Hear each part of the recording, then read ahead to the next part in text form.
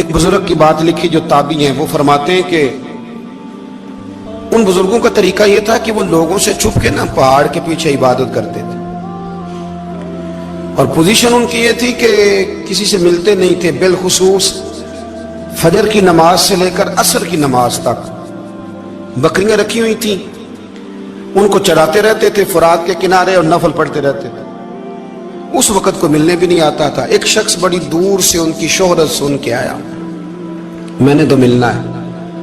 لوگوں نے کہا وہ اس وقت نہیں ملتے، ناراض ہوتے ہیں۔ اس نے کہا اللہ کا بندہ ہے نا، ناراض ہو بھی جائے گا تو لمبا ناراض رہے گا نہیں، اللہ والے جلدی راضی ہو جاتے ہیں۔ پہنچ گئے۔ اب وہ بابا جی نماز پڑھ رہے تھے تو کہتے میں نے عجیب منظر دیکھا کہ بابا جی فرات کے کنارے نماز پڑھ رہے ہیں اور ایک بھیڑیا ان کی بکریوں کی حفاظت کر رہا ہے۔ سبحان اللہ۔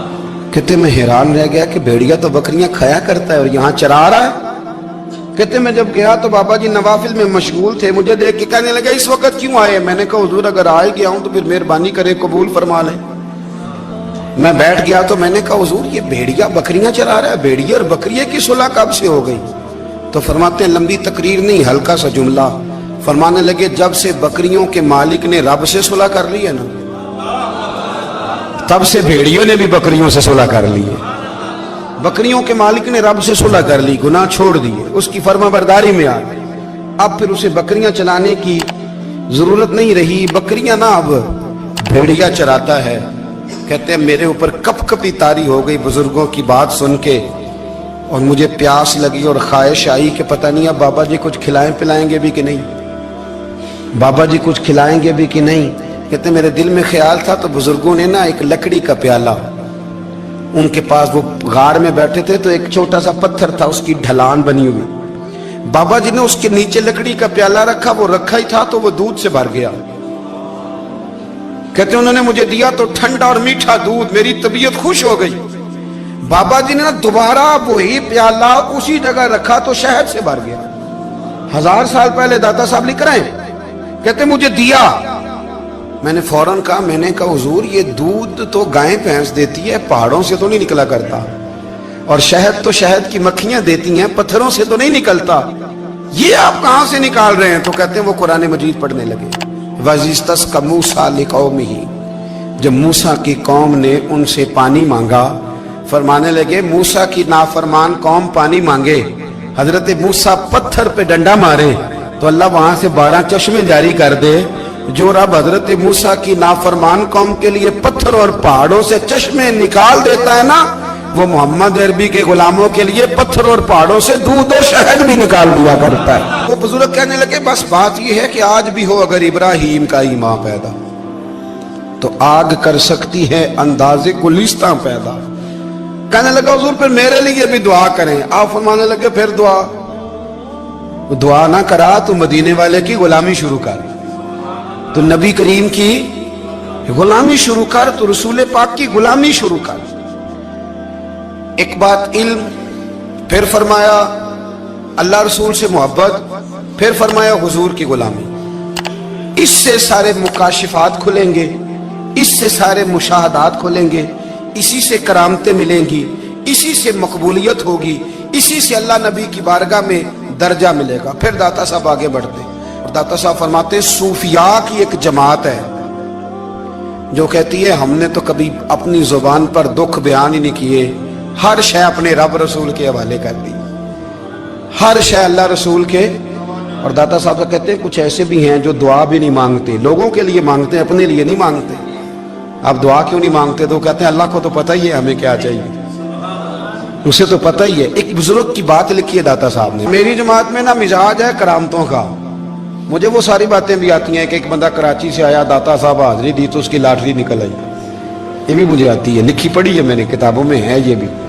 ایک بندہ، یہ ساری باتیں نا آتی ہیں کرامتوں میں، بڑی ساری چیزیں لوگ بیان کرتے ہیں کہ میں وہاں آیا اور میں نے حاضری دی تو موج لگ گئی، یہ ساری باتیں آتی ہیں۔ ہمارے پرانے بزرگ اور بھی قصے سنایا کرتے تھے، ساری ہمیں چیزوں کا پتہ، پر جو عنوان ہے نا وہ حضرت شیخ ابو نور کہتے ہیں کہ ایک بندہ داتا صاحب کے مزار پہ گھوم رہا تھا، داتا 10 روپے دے، 10 روپے دے، 10 روپے دے، تو ایک بندہ بڑی دیر سے اسے دیکھ رہا تھا، وہ کہنے لگا داتا نے تجھے کیا دینا ہے، ادھر آ میں دوں۔ اس نے 10 دیے، بندہ بڑا حسین تھا، ہنس پڑا، कहने लगा दाता तेरे भी सदके जाऊं। दिन आने लगा तो मुनकर से ही दिलवा दिए, जो नहीं मानता उसी से दिलवा दिए।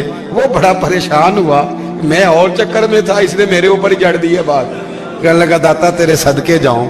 तो ये सारी बातें किताबों में मौजूद है, लोगों ने अपने अपने मुशाहिदात जो जिसके साथ पेश आया उसने बयान किए हैं।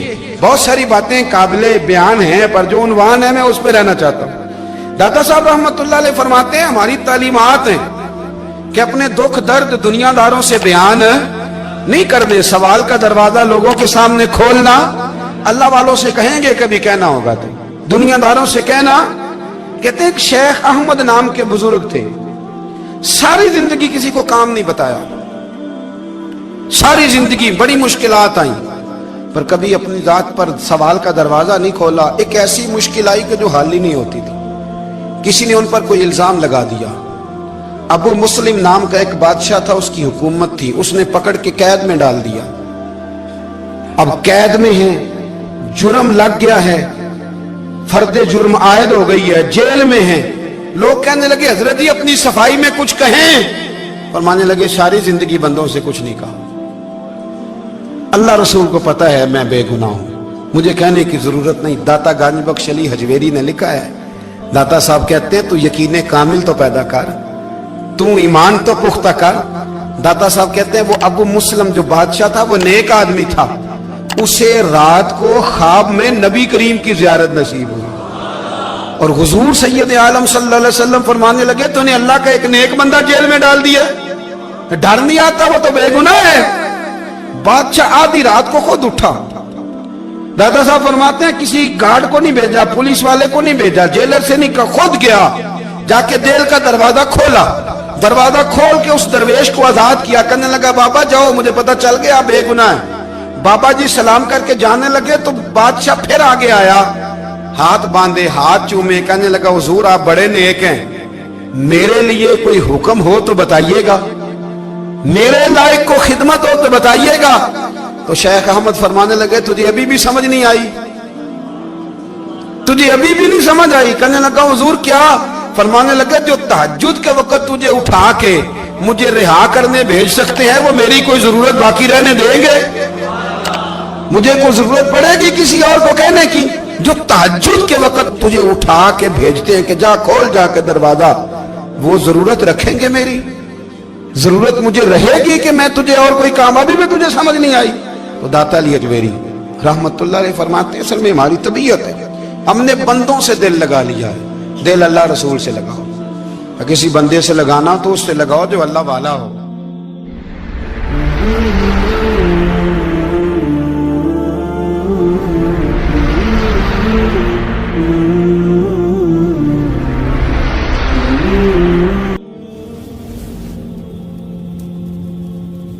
ये वाला रंग तेरे अंदर कोई नहीं।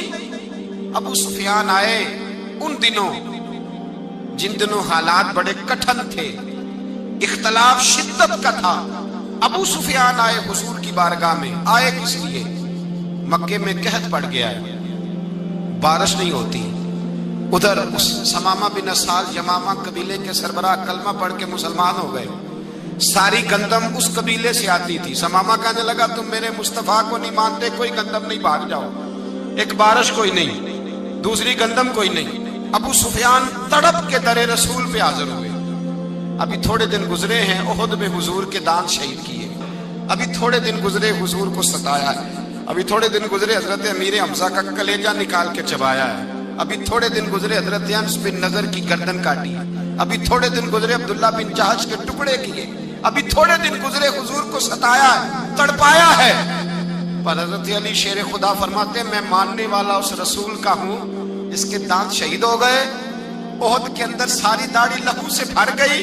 फरमाते मैं रो पड़ा और मैंने कहा महबूबा आप नहीं मुझसे बर्दाश्त होता, दुआ करें अल्लाह इन पे अज़ाब नाज़िल करे। उठाए हाथ, आप दुआ करेंगे तो अल्लाह तबारक व तआला दो पहाड़ियों में पीस डालेगा।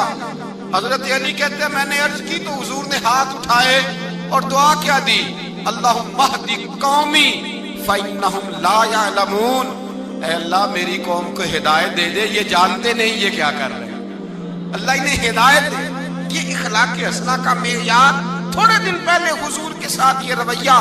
अबू सुफियान अब बेहाल हो गए, बच्चे भूख से मरने लगे, जानवर प्यास से मरने लगे। अबू सुफियान छुपता छुपाता कहने लगा चारा कोई नहीं, मुस्तफा के पास जाना ही पड़ेगा। अबू सुफियान मदीने पहुंच गए। जब पहुंचे ना तो अबू सुफियान की अपनी साहिबजादी हजरत उम्मे हबीबा उम्मुल मोमिनीन थी, रसूलुल्लाह की ज़ौजा थी। अबू सुफियान जब आए तो हजरत उम्मे हबीबा के पास सीधे उनके घर गए बेटी से मिलने। हुजूर का बिस्तर बिछा हुआ था, हजरत उम्मे हबीबा हुजूर की ज़ौजा उम्मुल मोमिनीन बिस्तर बिछाए। अबू सुफियान बैठने लगे, जनाब उम्मे हबीबा कहने लगी अब्बा जी ठहर जाएं। वो ठहरे तो बिस्तर समेट दिया। कहने लगे बेटी शायद तेरे घर में कोई कीमती बिस्तर नहीं, गुर्बत छुपाने के लिए बिस्तर समेट रही हो। जनाब उम्मे हबीबा कहने लगी अब्बा तू मुसलमान नहीं ना हुआ, अभी तेरी सोच काफिरों जैसी है, तू यहाँ आके खड़ा हो ना जहाँ मैं खड़ी हूँ, फिर तुझे रसूलुल्लाह की मोहब्बत के रंग का पता चले। तू अभी खड़ा वहां है जहां तुझे कुफर ही कुफर सुनाई और सुझाई देता है। बिस्तर इसलिए नहीं समेटा कि माज़अल्लाह कम कीमत था, मैंने इसलिए समेटा है कि तू नजस है, नापाक है, अभी कलमा नहीं पढ़ता। और ये उस रसूल का बिस्तर है कि जो बिस्तर में मौजूद होते हैं तो जिब्रील अमीन कुरान लेके तशरीफ ले आते हैं। तेरा वजूद इस काबिल नहीं कि यहाँ बिठाया जाए। नबी पाक सल्लल्लाहु अलैहि वसल्लम की बारगाह तक अबू सुफियान आए। अबू सुफियान कहते मुझे उम्मीद नहीं थी, अभी सोच नहीं ना बदली थी, कहते मुझे उम्मीद नहीं थी, मेरा ख्याल था वो शिकवे करेंगे, शिकायतें करेंगे, वो कहेंगे तुमने भी तो बड़ा कुछ किया है ना। अबू सुफियान कहते हैं मैं कुर्बान जाऊं, मैंने ये रंग देखा तो मदीने की फिजा वैसे ही बड़ी ठंडी थी, लेकिन मुस्तफ़ा करीम के साथ जब मैंने बात की तो मेरे वजूद पर गिरिया तारी हो गई, मेरे ऊपर कैफियत तारी हो गई, मैं तड़पने लगा। कहते मैंने कहा महबूबा मैं आया हूं, आपका कलमा पढ़ते ही समामा ने गंदम बंद कर दी है, बारिशें रुक गई हैं, मक्के के लोग भूख और प्यास से मरने लगे हैं, महबूबा बेटियां रोती हैं, या रसूल अल्लाह माएँ उनकी छातियों में दूध खुश्क हो गया है, बच्चे बिलकते हैं। अबू सुफियान कहते हैं मैं दुश्मन था, सारे मक्के के लोग दुश्मनी करते थे, लेकिन जब मैंने ये लफ्ज कहे ना अचानक मेरी नजर उठी तो मुस्तफा करीम की तो आंखें आंसू बरसा रही।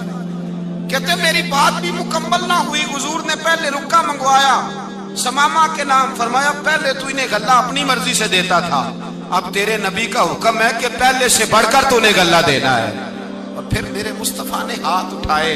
और भाई मुश्किल होता है, मुश्किल होता है, सगे भाई के लिए लोग दुआ नहीं करते, कहते मेरा शरीका है, सास बहू के लिए बहू सास के लिए दुआ नहीं मांगती, कहते इख्तलाफ है, लोग लोगों की जिंदगी नहीं मांगते, बीमारी में शिफा नहीं मांगते। अबू सुफियान कहते हैं आमना के लाल तेरे कुर्बान जाऊं। हुजूर ने हाथ उठाए और कहा है अल्लाह मक्के की संगलाख पहाड़ियों पे बारिश बरसा, ऐ अल्लाह खेतियां हरी कर दे, ऐ अल्लाह माओं की छातियों में दूध भर दे, अल्लाह औरतों को ताजगी दे दे, बच्चों को रानाई दे दे, फलों फूलों को ताजगी दे दे। अबू सुफियान कहते पहले हुजूर रो रहे थे और जब नबी पाक की दुआ देखी तो मैंने रोना शुरू कर दिया, मैंने रोना शुरू कर दिया। कहते वापस आया तो वो एहसास कि यार ये मैं किस शख्स से मिल के आया हूँ, ये किस किस्म के आदमी से मिल के आया हूँ, ये कैसा रंग है, ये किस किस्म का अंदाज है कि जिसको मैं पत्थर मारता रहा वो मेरे लिए दुआएं लेके बैठा हुआ है, जिसको सारी जिंदगी सताया है वो मेरे बच्चे के लिए रोता है, मेरी बेटी के लिए उसकी आंख में आंसू है, वो हमारे लिए तड़प रहे हैं। मेरे भाइयों, अबू सुफियान कहते हैं फिर दूसरा जलवा मैंने तब देखा जब हुजूर मक्के आए, और मैं तो आखिर तक लड़ने आया था ना, हुदैबिया तक। कहते हैं जब रसूल पाक मक्के आए और हुजूर ने ऐलान माफी किया तो बनता तो ये था कि मुझे सजा मिलती, लेकिन मेरे मुस्तफ़ा करीम ने फरमाया जो अबू सुफियान के घर में चला जाएगा मैं उसे माफ कर दूंगा। कहते हैं मैंने कहा ये मेरे लिए किस किस्म की सजा तजवीज की है कि मैं उम्र भर दुश्मनी करता रहा और यहाँ रंग अजीब है। हुजूर ने मेरे लिए ही एजाज लिख दिया, फरमाया जो अबू सुफियान की हवेली में दाखिल हो गया मैंने माफ किया। अबू सुफियान कहते हैं पता नहीं कितने पर्दे थे जो उठ गए, पता नहीं कितनी मंजिलें थी जो तय हो गई, पता नहीं कितने जलवे थे जिनका नजारा हो गया। और मैंने गौर से चेहरा देखा तो मेरी आंखों से पट्टी उतर गई। اور مجھے عبداللہ کے یتیم بیٹے کے پیچھے محمد رسول اللہ کے جلوے نظر آنے شروع ہو گئے۔ اخلاقی قدریں جب موجود رہتی، یہاں تو لوگ مرے ہوئے شخص کو مارتے ہیں، یہاں تو سڑک پر کتنی گراوٹ ہے اور کتنا گر گیا ہے، اخلاق ان لوگوں کا ایکسیڈنٹ ہو گیا ہے، ٹرین کی پٹری سے اتر گئی ہے، چیخ و پکار ہے، آہیں ہیں، تڑپنا ہے، رونا ہے، سسکیاں ہیں، ماں کا بازو کٹا ہے پر وہ چیختی ہے ذرا میرے بیٹے کا پتہ کرو، باپ کی آنکھوں میں ریت پڑ گئی ہے پر وہ تڑپتا ہو میرا بیٹا تھا، چیخ و پکار ہو رہی ہے۔ پر ظلم ہے اس قوم کا کہ جو بچانے والے آئے ہیں وہ پہلے آتے ہی ان کی جیبیں ٹٹول رہے ہیں، ان کے بٹوے دیکھ رہے ہیں، گری ہوئی عورتوں کے، یہ آپ اٹھا کر دیکھیے اخبارات، عورتوں کے گری ہوئی عورتوں کے کانوں سے بالیاں نوچی گئیں اور ان کے کان تک کٹ گئے۔ یہ اس قوم کا حال ہے۔ اقبال کہتے ہیں جنہیں آتا نہیں دنیا میں کوئی فن تم ہو اور بیچ کھاتے ہیں جو بزرگوں کا کفن تم ہو۔ تم وہ لوگ ہو جو کفنوں پہ سودے کرتے ہو، جو قبروں پہ سودے کرتے ہو۔ یہ لوگ تجارتیں کرتے ہیں، اخلاقی پستی کا یہ عالم کہ لوگ قبروں پہ سجدے کرتے ہیں، بیٹے بیچ کے دہیز خریدتے ہیں۔